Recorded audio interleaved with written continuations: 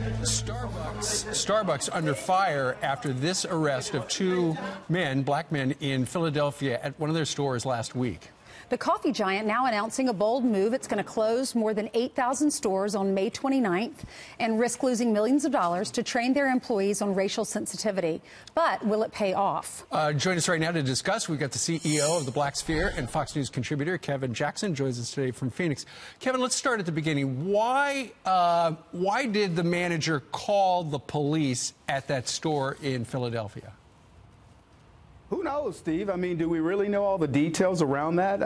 I keep coming back to businesses can do what they want. There are many places that say no shirt, no shoes, no service, or we reserve the right to refuse service to whomever. So were these guys right or were they wrong? I don't know. But what I do know is this. This was an isolated incident. Starbucks has 8,000 stores, 175,000 employees, and this is a single incident that probably should have been encapsulated in that single incident. I was saying to the producer earlier, if these are two white guys, I'm not sitting here and we're not having this discussion. But now, because Starbucks and we live in this cult of social justice warrior, they have to face something that, quite frankly, is ridiculous and is a cancer on capitalism in America. Why is it ridiculous? It's ridiculous because if any single employee can trigger a corporation to have to spend millions of dollars, we're talking about, we did an estimate, it's going to be at least $20 million to give this free day to employees so they can go through millions of dollars of social justice training, sensitivity training that the overwhelming majority of these people don't need. If you live in America, you're desensitized to race issues, gender issues, and religious issues, and all these other issues that people like Howard Schultz and Kevin Johnson want to make believe happen routinely.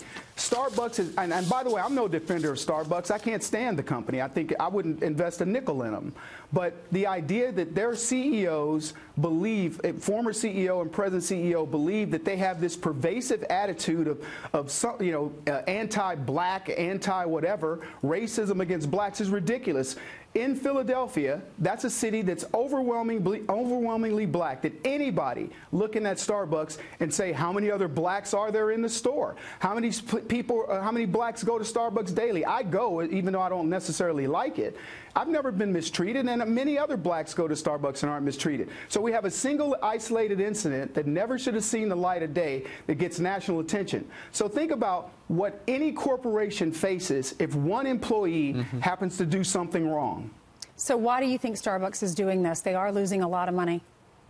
I think Starbucks has just, they believe they've got the muscle memory of the Barack Obama era where everything is an overreaction to something racial.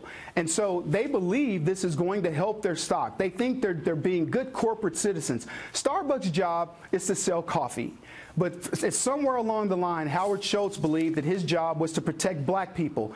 I would say to Howard Schultz and to Kevin Johnson, black people have done a great job of protecting ourselves. We're more than capable of doing this, and America is ready to move beyond this. Well, it does sound as if Eric Holder, former Attorney General, is going to help with the training that day. Kevin Jackson, we thank you very much for joining us today from Phoenix to weigh in on No justice, no coffee, Steve. There you go. All Thanks, right. Kevin.